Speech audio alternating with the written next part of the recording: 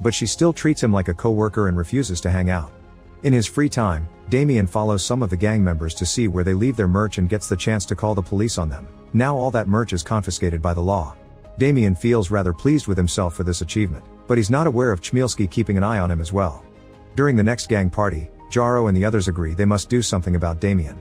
Sometime later, after the latest training session is over, Damien stays in the dojo to train by himself when he's suddenly approached by a bunch of men wearing ski masks. They're armed with sticks and better fighters than the average street thug, but Damien still manages to beat them all with his mighty skills, although he's sore and bleeding by the end. The next morning at the school, Damien notices Chmielski's security team displaying some serious wounds and finally understands they're part of the gang, but for now Damien only teases Chmielski without showing off his hand. Chmielski is furious that they're being played with this easily, but Jaro promises he has an idea to take care of it. After class, Jaro and the gang pay a visit to Amelia's dad with the excuse they want to fix an old watch, which they took from Shimon's the night he was killed.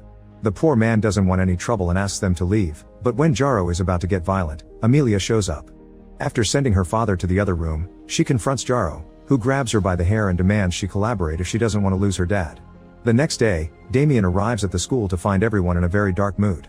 Amelia has accused him of taking advantage of her in the dojo, and now Leszer is firing him.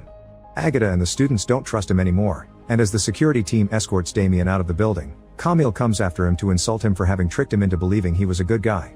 Damien doesn't reply because he knows his word won't be believed. Meanwhile, Amelia is so overwhelmed with guilt that she falls back into her old addiction. In the evening, Damien pays her a visit to try to understand what happened, and Amelia explains the threat against her dad. Damien feels guilty about this too and takes the merch away from her, but before he can do more, Amelia's dad shows up and kicks Damien out.